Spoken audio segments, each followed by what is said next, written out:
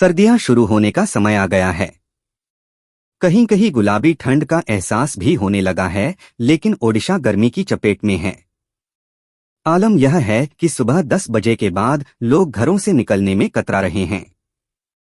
आसमान से बादल गायब हो गए हैं। चारों ओर सूखा है, जबकि कुछ दिनों पहले ही अच्छी बारिश हो रही थी। बालेश्वर और खड़गपुर के बीच कल से सभी लोकल और पैसेंजर रेलगाड़ियों का आवागमन सामान्य हो जाएगा।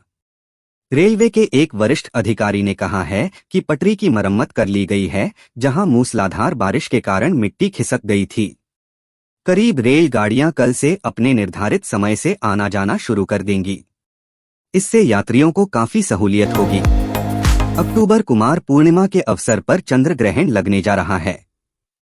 ग्रहण लगने समय रात 1:04:55 है, जबकि ग्रहण रात में 2:24:02 पर खत्म होगा। यह ग्रहण जहां 6 राशियों के लिए बेहद शुभ है, वहीं 6 राशियों पर इसका अशुभ प्रभाव पड़ेगा। इसके लिए सावधान रहने की जरूरत है। ओडिशा से 22 सदस्यीय भाजपा विधायकों की टीम दिल्ली जाएगी। वहां ये राष्ट्रपति द्रौपदी मुर्मू, प्रधानमंत्री नरेंद्र मोदी, गृहमंत्री अमित शाह एवं भारतीय चुनाव आयोग से मिलेंगे। इन्हें ओडिशा में भाजपा कार्यकर्ताओं पर अत्याचार और राज्य में फैले भ्रष्टाचार की जानकारी देंगे। साथ ही राज्य में ईडी सीबीआई के आने की मांग करेंगे, क्योंकि इनके मुताबिक यहां भ्रष्टाचार चरम पर है। भुवनेश्वर से एक परिवार के कुत्ते की आत्मा की शांति के लिए शोक सभा रखने और ब्राह्मण भोज कराने का मामला सामने आया है। लैब्राडोर नस्ल के इस कुत्ते का नाम गुलूपापा है, जिसे बचपन से परिवार ने पाल पोस कर बड़ा किया। उसने भी इंसान की तरह हर जिम्मेदारी बखूबी निभाई।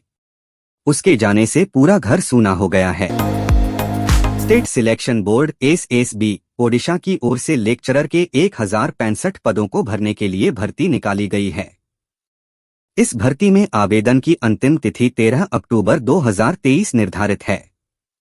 ऐसे में जिन उम्मीदवारों ने अभी तक आवेदन नहीं किया है और इस भर्ती में शामिल होना चाहते हैं, वे तुरंत ही ऑनलाइन माध्यम से आवेदन प्रक्रिया पूर्ण कर सकते हैं। एशियाई खेलों में शानदार उपलब्धि हासिल करने और उत्कृष्ट प्रदर्शन करने के लिए मुख्यमंत्री नवीन पटनायक ने 2 प्रतिभाओं अमित रोहिदास और दीप ग्रेस एक्का को सम्मानित किया है। अमित रोहिदास को 1.5 करोड़ रुपए और दीप ग्रेस एक्का को 50 लाख रुपए का नकद पुरस्कार दिया है। सचिव 5T वीके पांडियन भी इस मौके पर मौजूद थे। केंद्र सरकार ने विदेश मंत्री एस जयशंकर की सुरक्षा बढ़ा दी है। उन्हें वाई श्रेणी की बजाय अब जेड श्रेणी की सुरक्षा मिलेगी। आधिकारिक सूत्रों ने गुरुवार 12 अक्टूबर को यह जानकारी दी। उन्होंने बताया कि केंद्रीय गृह मंत्रालय ने सीआरपीएफ को उनकी सुरक्षा की जिम्मेदारी लेने का निर्देश दिया है। अब जयशंकर के साथ शिफ्टों में 24 घंटे 14 से 15 सशस्त्र कमांडो रहेंगे। इजरायल के रक्षा मंत्री योव गैलेंट ने हमास को चेतावनी देते हुए यहां तक स्पष्ट कर दिया कि यह 1943 नहीं बल्कि 2023 है। हम वही यहूदी हैं, लेकिन हमारी क्षमताएं अलग हैं। द टाइम्स ऑफ इजरायल के मुताबिक आज के यहूदी लोगों के पास विभिन्न क्षमताएं हैं। इजरायल और आतंकवादी संगठन हमास के बीच में युद्ध छिड़ा हुआ है। हमास ने अब तक इजरायल पर कई रॉकेट हमले किए। राजधानी दिल्ली से दिल दहला देने वाली वारदात सामने आई है। यहां एक तरफा प्यार के चक्कर में एक मनचले युवक ने युवती पर चाकू से ताबड़तोड़ कई वार किए। चाकू से हमले के बाद युवती को एम्स ट्रामा सेंटर ले जाया गया, जहां उसकी हालत गंभीर बनी हुई है। जानकारी के मुताबिक आरोपी युवती को काफी समय से परेशान कर रहा था। जेल में बंद चंद्रबाबू नायडू के बेटे नारा लोकेश ने गृह मंत्री अमित शाह से मुलाकात की है। इस मुलाकात के बाद टीडीपी की एनडीए में वापसी की अटकलें तेज हो गई हैं। हालांकि लोकेश ने कहा कि मुलाकात के दौरान राजनीतिक मुद्दों पर चर्चा नहीं हुई है। अमित शाह ने नायडू पर दर्ज मामलों की जानकारी ली है। हमास ने इजरायली वायु रक्षा प्रणाली को ध्वस्त करने के इरादे से हजारों रॉकेट दागे। इससे जमीनी बलों को इजरायल की इलेक्ट्रॉनिक सीमा अलार्म प्रणाली को बेअसर करने, सीमा चौकियों के माध्यम से अपना रास्ता बनाने, इलेक्ट्रॉनिक बाधाओं बाढ़ को निष्क्रिय करने और इच्छित लक्ष्य के ऊपर मंडरा रहे मोटर चालित ग्लाइडर से प्रमुख शहरों में प्रवेश करने के लिए महत्वपूर्ण समय मिल गया। लोकसभा चुनाव से पहले नेताओं ने पार्टियां बदलनी शुरू कर दी हैं। जदयू के पूर्व एमएलसी रणवीर नंदन के बाद अब रोहतास जिले के चेनारी सुरक्षित विधानसभा क्षेत्र से विधायक रहे ललन पासवान ने भी पार्टी से दिया इस्तीफा। ललन सिंह के इस्तीफा जदयू के लिए एक बड़ा झटका माना जा रहा है। यह ऐसा मामला है जहां अपीलकर्ता ने बमुश्किल 3 महीने में ससुराल को छोड़ने का फैसला किया। दिल्ली हाई कोर्ट ने उक्त टिप्पणी क्रूरता और परित्याग के आधार पर पति को तलाक देने के पारिवारिक अदालत के आदेश को चुनौती देने वाली पत्नी की अपील को खारिज करते हुए की। कोर्ट ने कहा कि उचित कारण होने पर अलग रहने के दावे को क्रूरता नहीं कहा जा सकता है।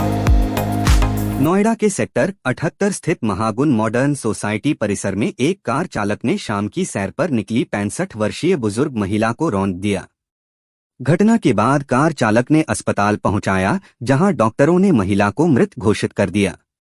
सेक्टर 113 कोतवाली पुलिस ने वीडियो इंटरनेट पर वायरल होने के बाद स्वयं घटना का संज्ञान लेकर आरोपित के खिलाफ केस दर्ज कर लिया है। रैली को संबोधित करते हुए प्रियंका ने लोगों को याद कराया कि इंदिरा गांधी जी ने ही उनको पट्टे दिलवाए थे। उन्होंने कहा, ये पट्टे इस भावना से दिलवाए थे कि ये आपकी जमीन है, आपका सम्मान है। आपके लिए वन अधिकार कानून लाया गया ताकि वन पर सबसे पहला अधिकार आपका रहे। यही आपकी और मनुष्यता की मूल संस्कृति रही है। मध्य प्रदेश में इस साल के अंत में विधानसभा चुनाव होने वाले हैं।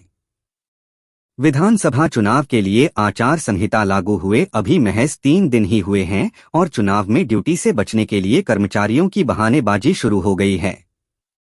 कोई गंभीर बीमारी के चलते छुट्टी मांग रहा है तो किसी ने बच्चों को संभालने में आ रही दिक्कत का हवाला देकर अवकाश का आवेदन किया है।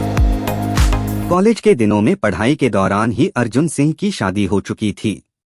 डॉक्टर जोशी अपनी किताब में अर्जुन सिंह के हवाले से बताते हैं कि वाइफ से पूछने की बात कहकर पिताजी ने मेरे साथ डिप्लोमेसी कर दी और मेरी बंबई जाने और फिल्मों में काम करने की योजना शुरू होने से पहले ही फेल हो गई।